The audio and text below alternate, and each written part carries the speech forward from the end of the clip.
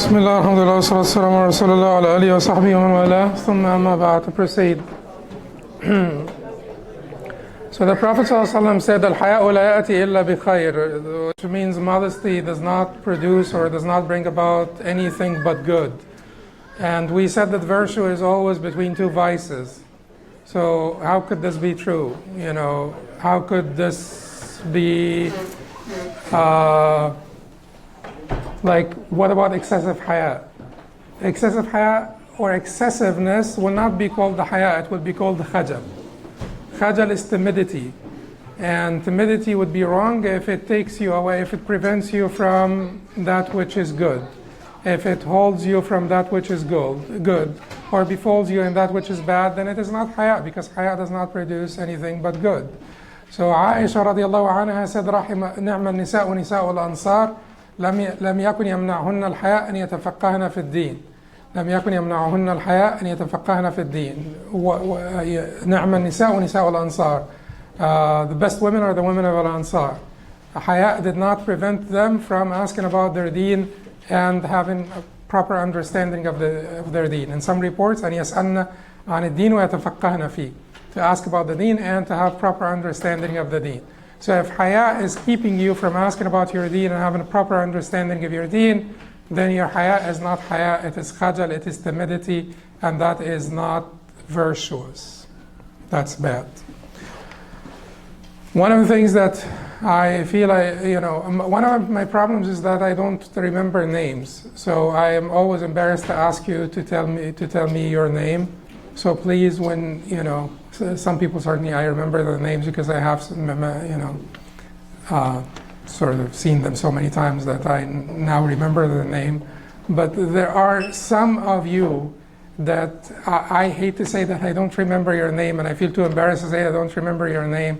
So if you could please do me a favor and just mention your name when you talk, like when you come and talk, so that I could remember it. It is not going to take me 200 times. Just like 4 or 5 times to hear it, inshallah, I'll remember it. Like, I remember most of your names. And that applies to the sisters as well, whether you'd like to use or your actual name or whatever name. Okay, now it's time for the fiqh class. Imam ibn Qudamah rahimahullah said here, and we are finishing off the Salat al-Jumu'ah prayer. We're done with the rulings and we are done with the conditions. And we said the Jumu'ah is wajib, obligatory on every Muslim except for woman, slave, musafir, marid, traveler and sick, and fear, and one who is in fear. And we did not talk about fear in much detail, but if there is matar or something or snow, in the Hanbali madhab, snow, hail, slippery roads. Abdullah ibn Abbas said that if Abdullah ibn Abbas one day asked the muezzin to say after Ashhadu anna Muhammad Rasulullah, Sallu fi rihalikum, pray in your homes. And then that was for Salat al-Jumu'ah, and they did not, this was reported by Muslim. So some people, the extra pious people, they did not like it, and they said to Abdullah ibn Abbas, this is Salat al-Jumu'ah, Sallu fi biyutikum. Why? It's raining, but it is Salat al-Jumu'ah. It's like too important to do that. And Abdullah ibn Abbas said, فَعَلَهُ مَنْ هُوَ خَيْرٌ مِنِّي. Someone who's better than me did it. Certainly in reference to the Prophet ﷺ. And he said, in the Jumu'ah azma, that Salat al-Jumu'ah is certainly compulsory, it is obligatory, yet, لكن كرهت أن أخرجكم من بيوتكم فتمشوا في الطين والضحض. I hated to bring you out of your homes and have you walk through the mud and the slippery road. Like, ضحض is basically when there's sleet or stuff on the ground that makes it slippery ground is ضحض. So it applies to everything for us, like snow and hail, and the Hanbalis also said wind, and the Hanbalis also said severe cold. So intense wind, severe cold, hail, snow, inclement weather. basically. It's not just matar, it's inclement weather. And there is another type of fear the Hanbali said would be an excuse to not come to al-Jumu'ah, and that other type of fear is fear for one's livelihood. And they give examples that we may have mentioned before, like a baker who's afraid that his dough will be burnt, or that his, a cook who's afraid that his food will be burnt. They have an excuse. So in our times, people who are on duty, because the idea that in a Muslim country there will be complete paralysis of everything during Salat al-Jumu'ah is also a funny idea. And if we keep on thinking this way, we are in trouble. The people will always see religiosity as a threat to civilization, a threat to basically to society. If some religious people think this way. No, during Salat al-Jumu'ah there will not be complete paralysis. There will be a lot of people on duty. There will be drivers of buses and trains. There will be, traffic controllers on duty. There will be physicians on duty. There will be guards on duty. Everybody on duty, on call, will not be coming to Salat al-Jumu'ah. That should be obvious, right? If everybody leaves and goes to Salat al-Jumu'ah, this will be just extreme hardship. People are not leaving to go to Salat al-Jumu'ah. People who are in duty are not leaving. And the Hanbali said, if you are a cook and you're afraid that your thing will be burnt, don't leave for Salat al-Jumu'ah. If you are a baker and you're afraid for your dough, don't leave for Salat al-Jumu'ah. And that also applies to, multitudes of other people. If you have not been given permission, to go to Salat al-Jumu'ah by your employer, then if this is warranted, if they're keeping you from going to Salat al-Jumu'ah is warranted, you are an on-call physician, or you are like a guard, or you are a driver, traffic controller, somebody, and you need to take rotations with the rest of the people.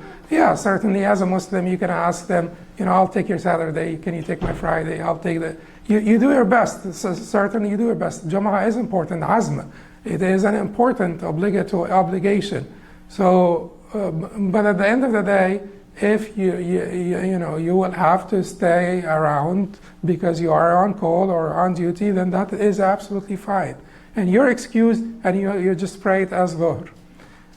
If this is unwarranted, your employer is just being annoying, like this is not like an important job where people need to be, like you could come in a little bit early or leave a little bit late, or you could do this during your lunch hour, but your employer is just being annoying. I mean, you do your best to resolve this problem, and if you cannot resolve this problem, then you try to look for a comparable job. Meanwhile, you don't need to quit your job if this will hurt your livelihood.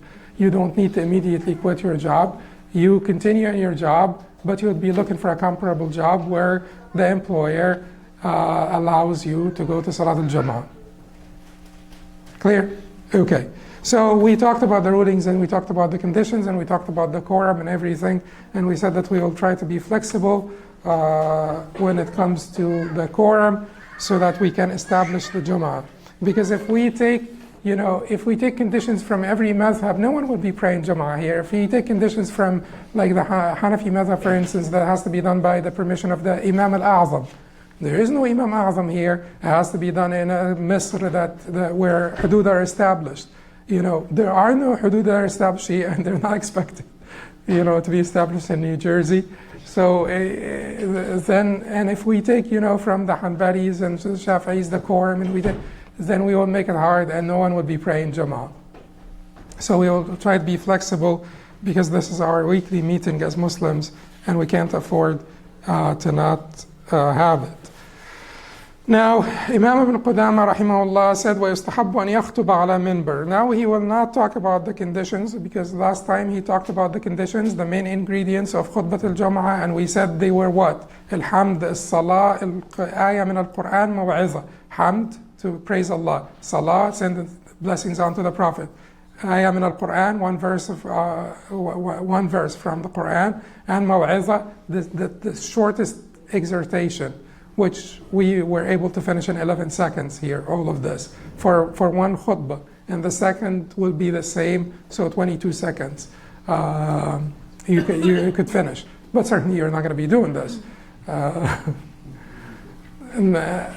again, at the same time, we talked about the length, the appropriate length last time, so we will not repeat it. So last time he talked about the essential ingredients. And those are the essential ingredients that would make your khutbah and your salah, and then certainly the salah, 2 rak'ahs and so on, valid. But now he's talking about the description, which means, proper way of praying Jumu'ah. He said it is preferable to give the sermon from a minbar, a raised pulpit. And the Prophet ﷺ used to stand on the trunk of a palm tree until they made him a pulpit that had 3 steps. The 3 steps were basically the choice of the Sahaba at the time. There is nothing about the religion, the particular significance of the number 3 when it comes to the steps. So a little bit more, a little bit less would be fine, I believe. However, out of love and out of diligence in observing the Sunnah of the Prophet ﷺ, I prefer 3 steps. Preferable to have 3 steps, but to make a big deal out of 4 steps or 2 steps is not really reasonable, because there is no indication in the Quran and Sunnah that the number 3 was prescribed by the Prophet ﷺ as the proper number of steps for the minbar. So you rise on the minbar, which is 3 steps, and you give the khutbah atop the minbar. If you give the khutbah without, that is not a condition. That's just preferable, because the Prophet ﷺ used to do it this way. But if you give the khutbah from the ground, then you're absolutely fine. There is no problem. فإذا صعد أقبل على الناس فسلم عليهم ثم يجلس إلى فراغ الأذان. فإذا صعد, when he ascends the minbar, he faces the people. أقبل على الناس فسلم عليهم. Everything that we will say now is reported, from the Prophet ﷺ. The description of the prayer of the Prophet ﷺ in a long hadith in Muslim, everything is reported in this paragraph. So when he ascends, he faces the people and he says Salamu alaykum to them. ثم يجلس إلى فراغ الأذان. Then he sits down until the end of the adhan. ثم يقوم الإمام فيخطب ثم يجلس. And then the Imam will stand up and give the khutbah, and then he sits down. And then, ثم يقوم. Then he stands up again. فيخطب الخطبة الثانية, and gives the second khutbah. ثم تقام الصلاة. And then the salah will be, the iqamah is called, and he descends and leads the congregation in a prayer of 2 rak'ahs, during which he recites aloud. ثم تقام الصلاة فينزل فيصلي بهم ركعتين يجهر فيهما بالقراءة. He will pray 2 rak'ahs and he will recite aloud. All of this is self-explanatory. All of this is reported by Muslim. All of this, certainly praying 2 rak'ahs is obligatory. Otherwise, jahr is not obligatory. What else? Going out on top of the minbar is not obligatory. But given the 2 khutbahs, certainly conditions of validity. Each khutbah will be comprised of the 4 parts that we mentioned the last time, and separating between the 2 khutbahs. So he does not have to sit down, but he has to separate between the 2 khutbahs. He sits down, right? Because the Prophet sat down, so you sit down. I'm just saying that this is not a condition of validity. This will not ruin your Jumu'ah if you did not sit down. But for the Hanbalis, there has to be a mark of separation between the 2 khutbahs, because for the Hanbalis, 2 khutbahs are required. And the Shafi'is and Malikis. The Hanafis said 1 is okay. But for the Hanbalis and Shafi'is and Malikis, 2 are required. 2 khutbahs are required. If you separate, is this ambiguation? Yeah, just part of the khutbah. In both khutbahs, does he have to mention ayat al-Quran in each khutbah? Yes, like we said, all the 4 ingredients have to be in each one of the 2 khutbahs. So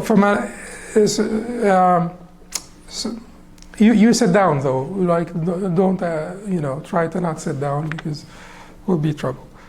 فَمَنْ أَدْرَكَ مَعَهُ مِنْهَا رَكْعَةً. Now we're done with the description. Now we're going to talk about catching it. How do you catch the Jumu'ah? فَمَنْ أَدْرَكَ مَعَهُ مِنْهَا رَكْعَةً أَتَمَّهَا جُمُعَةً وَإِلَّا أَتَمَّهَا ظُهْرًا. Whoever catches one rak'ah with him, the Imam, may finish it as Jumu'ah, otherwise he should finish it as Dhuhr. He should finish it as Dhuhr. So if you did not catch one rak'ah with the Imam, you will finish it as Dhuhr. Why? Because of hadith Bukhari and Muslim from Abu Hurairah, where the Prophet ﷺ said, "Man adraka rak'atan faqad adraka as-salah." Whoever catches one rak'ah catches the salah. But who said otherwise? Who said otherwise? The Hanafis only said otherwise. The Shafi'is and Malikis agreed with the Hanbalis here, or the Hanbalis agreed with the Malikis and Shafi'is. But the Hanafis said if you catch him in tashahhud, it will count for you as Jumu'ah, and you don't need to do al-Dhuhr. You need to only pray 2 rak'ahs.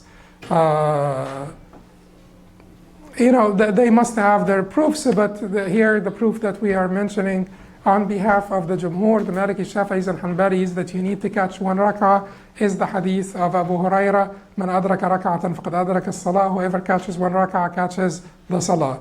So that is what we believe to be the stronger position. Now, if you did not catch 1 rak'ah with the Imam, if you did not come in the second ruku', if you came after the second ruku', what are you going to do?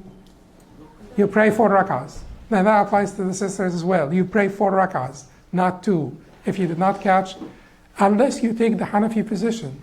And I'm not forcing you to not, but if you take the Jumhur position based on this hadith, if you take the Jumhur position, if you did not catch the ruku'ah in the second rak'ah, you will pray it Dhuhr. If you come in the last tashahhud for the Hanafis, it's still Jumu'ah for you. But for the Jumhur, it's not. Now, he said, وكذلك إذا نقص العدد أو خرج الوقت وقد صلوا ركعة أتموها جمعة وإلا أتموها ظهرا. وكذلك إذا نقص العدد. In the same way, if the number, that's the number of attendees, decreases what? Decreases below the quorum. So if the quorum, the Hanbali and Shafi'i quorum is 40, you're 40 people, one decides to leave you. He ruins it for everybody. The 40 people are now going to pray Dhuhr. Jumu'ah is not going to work for them. Keep in mind that if this fellow decided to leave you at the end of the second khutbah, like 5 minutes, like 1 minute before the salah, he ruined it for you. If we started to pray already, and this fellow decided to leave, he ruined it still. Unless we have finished 1 rak'ah. Finished 1 rak'ah. Why is this important? Because if you have a friend of yours, if you take the position that the quorum for Jumu'ah is 2 people, which is the position of al-Nakhai and al-Tabari and Ibn Hazm and al-Shawkani, that quorum for Jumu'ah is 2 people. Let us say you are praying with your friend, at work. You're praying with your friend at work, and all of a sudden, before you made the first ruku', your friend had to go use the bathroom. He walked away. You're going to pray 4 rak'ahs. You're going to pray Dhuhr. You can't pray Jumu'ah. Because here, really, you can't pray Jumu'ah. No one prays Jumu'ah alone. So, whatever position that you will take, you may actually encounter that scenario where you don't have the right quorum. Because if you believe that the quorum, the Hanafi position, quorum is 3 plus Imam, and you're 3 people, and one of the 3 people, 3 plus Imam, and one leaves, lost the quorum. If you take the other Hanbali position, 2 plus the Imam, which is Ibn Taymiyyah's choice, and one leaves, lost the quorum. If you take basically the least or the smallest quorum, 1 plus the Imam, if that one leaves, you don't have Jumu'ah. Okay, so then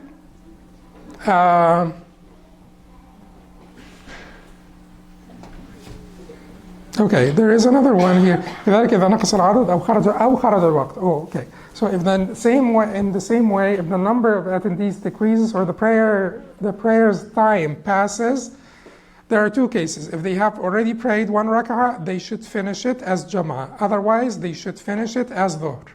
Because if you had done one rak'ah and lost the quorum after this one rak'ah, that's fine. You're fine. You prayed one rak'ah, so you caught the salah. And by praying this one rak'ah, you finish it as Jumu'ah. Keep in mind that for the Hanafis, Shafi'is, and like a minor position in the Hanbali madhab as well, Hanafis, Shafi'is, and minor position in the Hanbali madhab, you will have to finish the entire salah before Asr. The entire salah before Asr. But to not cause confusion, just remember this position in the Hanbali madhab, the main position in the Hanbali madhab, which makes things easier. You do need to have caught one rak'ah in time with the proper quorum. If you did not catch one rak'ah in time with the proper quorum, you lost the Jumu'ah, you prayed Dhuhr. Then he said, ولا يجوز أن يصلي في المصر ولا يجوز أن يصلى في المصر أكثر من جمعة إلا أن تدعو الحاجة إلى أكثر منها. It is not permissible to conduct more than one Jumu'ah prayer in a town unless there is a need for more than one. It's not permissible to conduct one Jumu'ah prayer in a town unless there is a need. Keep in mind, unless there is a need is even a Hanbali thing. But for the Hanafis, Malikis, and Shafi'is, it's an absolute thing. No two Jumu'ahs in one town. No need, no nothing. It's an absolute thing. Except that Abu Yusuf, like one of the three main Hanafi figures, when Baghdad became too vast for one Jumu'ah, he allowed praying a second Jumu'ah in Baghdad, another Jumu'ah in Baghdad. So Abu Yusuf, and keep in mind that Imam Ahmad had exposure to Abu Yusuf. Imam Ahmad was a student of Abu Yusuf at one point. So Imam Ahmad may have witnessed this, and it affected his fatwa. It may have affected his fatwa because he grew up in Baghdad in the time of Abu Yusuf. Abu Yusuf was his teacher at one point, and he may have witnessed this, so he was more lenient than the other madhahib, because he has seen that sometimes really there is a pressing need, which tells you what? That yes, sometimes the circumstances affect the fatwa, and the pressing need here affected the fatwa of Abu Yusuf, and Imam Ahmad also was more lenient than the other madhahib in this regard, and he allowed a second Jumu'ah in one town for a need. Now, having said that, it is important that we capture the spirit of what the Jumhur is talking about. The Jumhur did not want to divide the Muslims into factions. And Jumhur wanted the Muslims to be able to figure out their problems and reconcile resolve their conflicts and reconcile their hearts and continue to pray in one masjid instead of every time we have an agreement or a disputation, some people break off and they start their own masjid and so on and so forth. That is against the spirit of unity. And certainly nowadays we need a lot of masajid, because even if we have a big masjid like Masjid al-Wali, just the fact that the traffic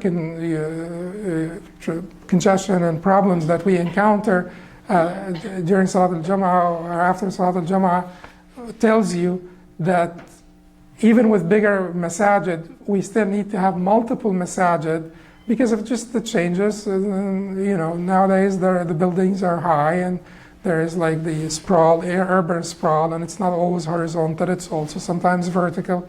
So sometimes the number of people is too large for one masjid to contain them.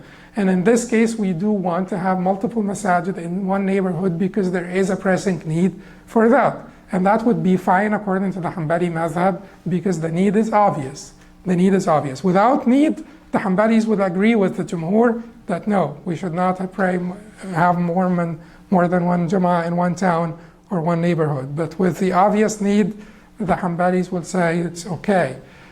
But what about one masjid? Can we have 2 Jumu'ahs in one masjid? That is really radical, but many good scholars of our times said it is okay because of the pressing need.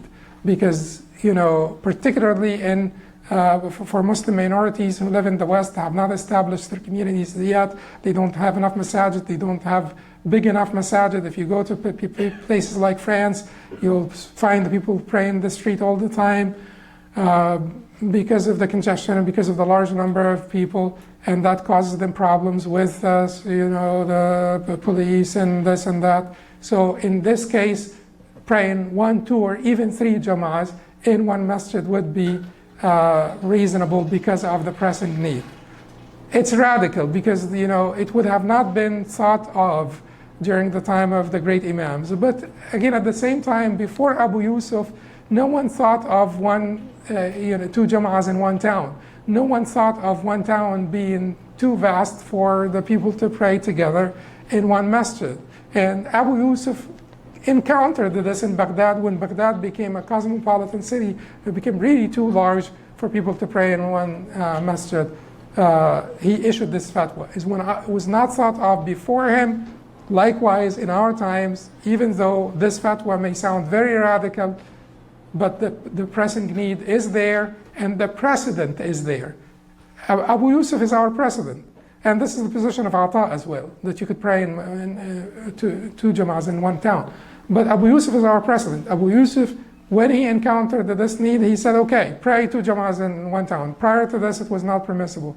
Now we are saying, pray 2 Jumu'ahs in one masjid, even though it is unprecedented, but we have a precedent of the principle, not the exact fatwa. The principle itself is that when there is a need, then you accommodate the need. If we pray 2 Jumu'ahs in one masjid, it would be best to do it, if the masjid has 2 different halls, then it would be best to do, to have the Imam in, the second floor for one time and first floor one time. Just try to do it where it is not, so if we have 2 floors, the Imam would be on the first floor and the first khutbah, second floor and the second khutbah, and the overflow would go to the second floor or the first floor. But it is not necessary. Okay. Yeah. Can the same Imam lead both the Jumu'ahs? Can the same Imam lead? We did cover this before, and we said according to the Jumhur, the Muftarid and Mutanaffil, they don't lead each other. So, except for the Shafi'is, people will not want that to happen. Therefore, it is best that you don't cause, controversy.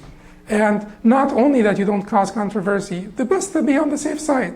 If someone other than the Khatib led the prayer, we will not have an issue. All the, people will be in agreement that this salah is valid because it's muftarid leading a muftarid, one praying fard leading one praying fard. Because if the same Imam leads both khutbahs, his first salah will be his fard, his second salah will be nafl. And like we said, aside from the Shafi'is, the Jumhur do not approve of this. Okay, so then الإمام القدامى said ويستحب لمن أتى الجمعة أن يغتسل ويلبس ثوبين نظيفين ويتطيب ويبكر إليها. ويستحب لمن أتى الجمعة. It's recommended for one who attends the Jumu'ah أن يغتسل, to perform major ablution, غسل, ويلبس ثوبين نظيفين, and wear 2 clean garments, not just 1, 2, because you're خذوا زينتكم عند كل مسجد. Take your adornment, at every masjid, or upon entering the masajid. So you adorn yourself. 2 pieces. It's like a 2-piece suit. It's like a hulla. It's like a 2-piece thing, which is basically taking pride in the salah, in the Jumu'ah, in the ijtima', and so on. So if you have the ability, certainly if you are at work and you come in your, let's say you are a nurse or somebody, and you come in scrubs to the masjid, that is fine. But if you are at home, then dress up for Jumu'ah. He's saying, dress up for Jumu'ah. Make ghusl, dress up for Jumu'ah. And certainly clean, ويتطيب, and to wear perfume or طيب, ويبكر إليها, and to come to it early. And the Prophet ﷺ said, من غسل واغتسل ومشى ولم يركب ثم دنا من الإمام فاستمع ولم يلغو كان له بكل خطوة أجر سنة عمل سنة أجر صيامها وقيامها. Which means that whoever has like a ghusl and washes his head and his body and walks to the masjid and does not ride, and in some, but not in this hadith. And then he comes closer to the Imam, so he does not pray in the back. You don't pray, you lean on the wall in the back. You come as close to the Imam as you can, if you can do this. But certainly for people who have back problems, you could lean as much as you want. But you come as close to the Imam as you can, and then sit down and listen, and don't engage in frivolity, don't speak, don't say anything. And if you do this, for every step that you take to the masjid, you will take the reward of 1 year. And certainly the basic reward of 1 year, the fasting and praying. But it may not be the multiplied reward for the very people who will do this for 1 year, and the people who are doing this for 1 year, fasting and praying for 1 year, they will also pray Jumu'ah, and they will take the reward. So don't get too particular about how could one take the rewards of 1 year for every step that he takes to the masjid. What about the people who spent all of this time praying and fasting for an entire year? How could someone take all of the reward by just one step to the masjid? This is a form of encouragement. Understand what is being said, the motivation here, and don't sit down as an accountant and figure out numbers. It doesn't work this way, because Allah, with Allah subhanahu wa ta'ala, reward is multiplied without reckoning. Those people may take the reward, the reward, the people who did this work for 1 year, multiply it 10 times, multiply it 700 times, multiply it without reckoning. So all of this is somewhat not as literal as you may think of it. So it is meant for the motivation. So don't be stuck here, because some people are like just too literal. Then, so that is the reward of someone who comes early and who washes at home. Is having a ghusl at home wajib? According to some people, it's wajib. The majority said it is not wajib. They said it is wajib because the Prophet ﷺ said, "Al-ghusl yawm al-jum'ah wajibun ala kulli muhtalim." Ghusl on Friday is wajib upon every post-pubertal person, adult, person. So, but it is not, there are some other reports where the Prophet ﷺ mentioned wudu and did not mention ghusl. Man tawadda'a fi bayti, whoever makes wudu in his home and then comes to the masjid for Salat al-Jum'ah, he said tawadda. And in some reports, Uthman radiallahu anhu, when Umar said to him, "Why did you come late?" he said, I had to make wudu quickly and come. So it appears that the Sahaba had the understanding that ghusl is not wajib. And when the Prophet ﷺ says wajib, the Prophet is not using the terminological definition of wajib, because all of the terminological definitions developed afterwards. So he's using wajib in a more linguistic sense, like yanbaghi, like you should, like you better do it, it's better for you, yanbaghi. Okay. And there is a particular one that is controversial. It's reported by Abu Dawood from Samura radiallahu anhu, where the Prophet sallallahu alaihi wasallam said, "Man tawadda yawm al-jum'ah fa biha wa ni'mat, wa man ightasala fal-ghuslu afdal." Whoever makes wudu yawm al-jum'ah, on the day of Jum'ah, it's good enough, but whoever makes ghusl, then ghusl is better. That is why the majority said that ghusl is, and that is the form of Zahib, said ghusl is not wajib. Ghusl is not wajib. But certainly it is highly recommended. فإن جاء والإمام يخطب لم يجلس حتى يصلي ركعتين يوجز فيهما. If he comes while the Imam is delivering the khutbah, the sermon, he does not sit until he prays 2 brief rak'ahs. Until he prays 2 brief rak'ahs. So he does not sit until he prays 2 brief rak'ahs. Those 2 brief rak'ahs are called what? Tahiyyat al-Masjid. And what is the ruling of Tahiyyat al-Masjid in general? Huh? Well, you guys are fuqaha, mashallah. No, really. Sahih. Because one said recommended and one said highly recommended. Both answers are correct. No, because the wrong answer would have been wajib. Because not the wrong answer, because it would be the right answer according to some scholars and Ibn Hazm and so on. But for the majority, it is recommended. So H plus M plus S plus A. That is the agreement of the 4 madhahib. The agreement of the 4 madhahib is that Tahiyyat al-Masjid is recommended. Sunnah, mustahabba, recommended. Because the Prophet ﷺ said in Hadith Qadada, إذا دخل أحدكم المسجد فلا يجلس حتى يصلي ركعتين. When one of you walks into the masjid, let him not sit down until he prays 2 rak'ahs.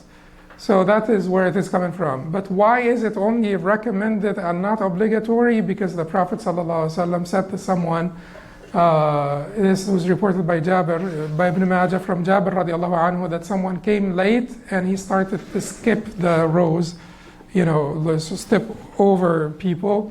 And the Prophet ﷺ said to him, Ijlis faqad anayta wa azayt. Sit down, for you have come late and you're causing disturbance. Azayt, you're causing harm, causing disturbance in this context. So sit down, you have come late and you're causing disturbance. But he did not tell him pray. He told him sit down. He told another one, Sulayk al-Ghatafani.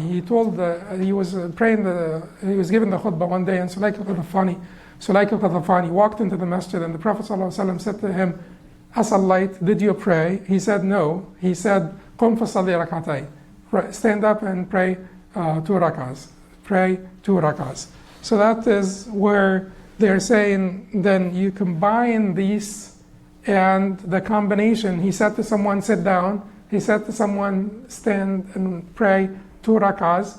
The combination of the two is that it is sunnah, it is recommended, but it is not wajib, because had it been wajib, he would not have told the other one to sit down. Now, this is Tahiyyat al-Masjid in general, including Salat al-Jumu'ah, except for the Malikis. Why? Because for the Malikis, Tahiyyat al-Masjid during Khutbat al-Jumu'ah is haram. Just haram. So, if you walk in while the Imam is giving Khutbat al-Jumu'ah and you're Maliki, you're not, or you take the Maliki position in this particular case, you're not going to pray. You're not going to pray, you're just going to sit down. Why did the Malikis said that? They said, Ibn al-Arabi rahimahullah tried to justify this by saying, well, hadith ijlis qad anayta wa azayt. They're using the hadith of sit down, you've come late and you are causing disturbance. And they're saying that this hadith, in addition, they're saying that Sulayk al-Ghatafani, when Sulayk al-Ghatafani came and the Prophet ﷺ said to him, stand up and pray 2 rak'ahs, this is waqi'at ayn. This is a specific incident, but we have another hadith where the Prophet ﷺ told the person to sit down, and we have what? The principle. The principle here is that during the time of Jumu'ah, what is obligatory, what is prescribed is listening to the Imam, not doing anything else. So this principle, in addition to Hadith Jabir, Ijlis faqad anayta wa azayt, combined give us the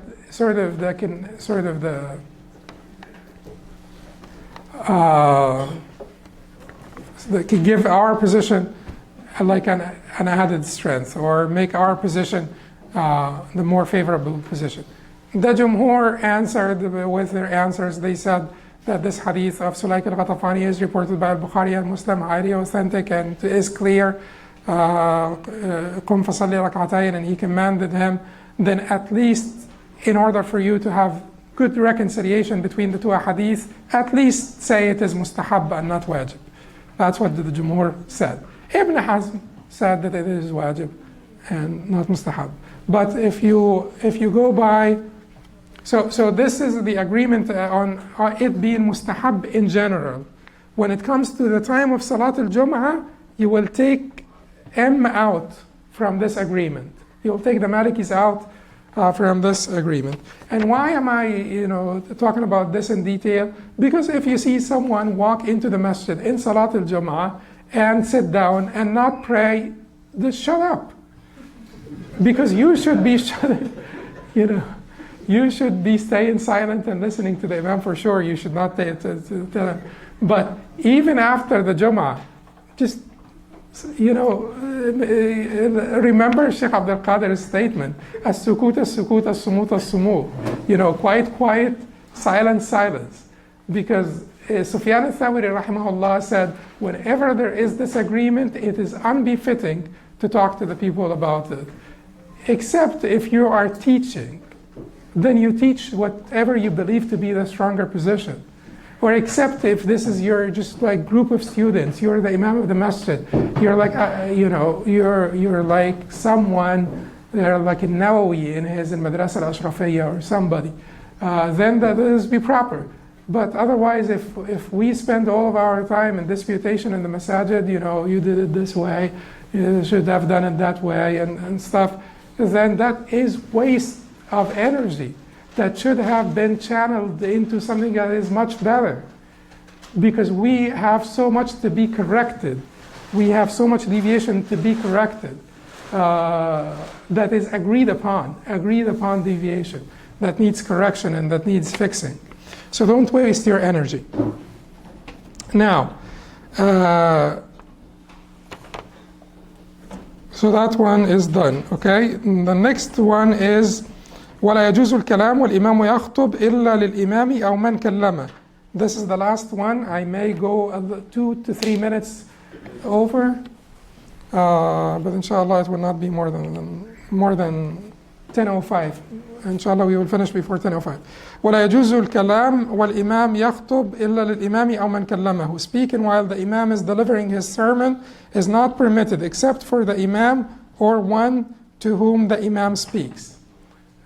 So speaking while delivering the sermon is not permitted at all except for the Imam or one to whom the Imam speaks. And certainly the Prophet al-Bukhari and Muslim reported from Abu Hurairah, وَمَنْ قَالَ لِصَاحِبِهِ أَنْصِتْ فَقَدْ لَغَى. Whoever says to his neighbor here, sahibi here companion, but here means neighbor in the salah, stay silent, then he committed frivolity. So even al-amr bil-ma'ruf wa nahy al-munkar, and even amr bil-ma'ruf wa nahy al-munkar that is timely. It is timely amr bil-ma'ruf wa nahy al-munkar. It's not just that you're talking to them about, their gold bracelet. That's for men. No, you're not talking to them about your gold bracelet. You're talking to them about being quiet and silent while the Imam is given. So it is timely and it is needed. Certainly the scholars allowed you to gesture it. Like to, stay right here. Gesture with your hands or like head or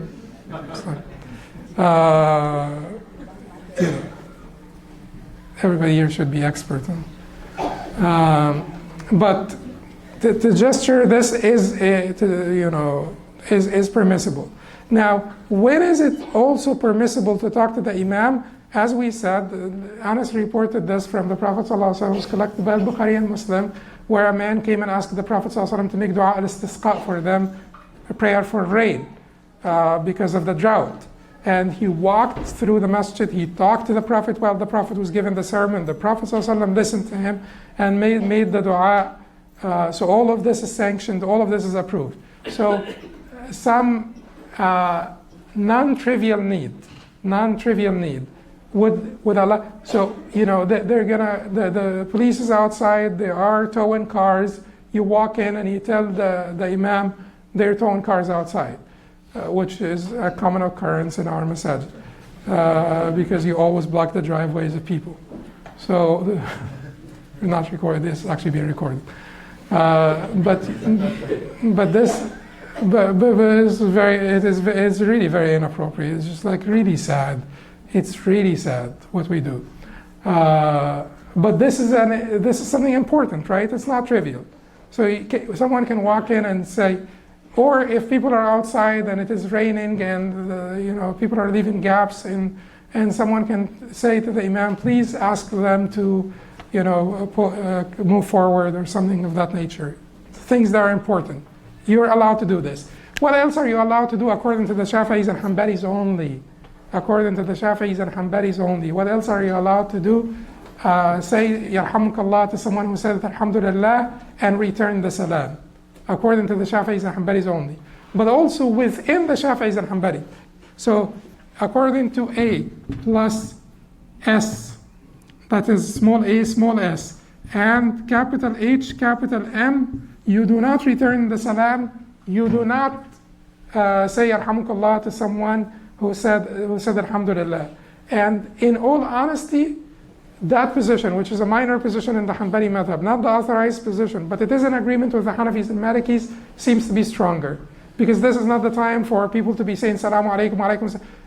All of them agree that the person who will instigate the salam is forbidden from making salam. So all of them, H, M, S, A, capital, agreement of the four imams. You should not be given salam when you walk into the masjid during khutbatul Jumu'ah. They agree. S and A said, in case someone did say salam, should you return it? They said you should return it. But A, small s, plus M, plus H said, no, do not return it. And their position seems to be stronger. So if you want to remember something, remember this. Don't speak to anyone in the masjid except to the imam, or if you're the imam, you could speak to people. So no conversation in the masjid or speaking in the masjid except between the imam and the people for a need. What if the imam made a mistake? You could correct him if you know what you're talking about, and it's a big mistake. And you cannot afford to wait until after the khutbah, because people will be running out of the masjid right after the salah. So if the imam made a big mistake, the correction cannot wait, and you are sure of what you're talking about. So in case, for instance, the imam says something that is completely outlandish, completely like what? Some imam says that the time of Salat al-Subh may extend to Salat al-Dhuhr. So some people may do this. I don't know if but this is completely outlandish, because no one ever said it. No, absolutely not. The time Salat al-Subh ends by sunrise. So if the imam says something like this, and you're afraid for the people walk out of the masjid, with this completely false information, then you could make that correction while the imam is speaking. Here you'll be speaking to the imam, you'll tell him, no one ever said that. Or you'll try to be kind, Sheikh, I've never heard of anyone saying that. I know that the consensus is otherwise. Something that is as gentle as possible. But you'll still make the correction if the correction needs to be made. That's it. And we will, inshallah, give 5 minutes for people to leave.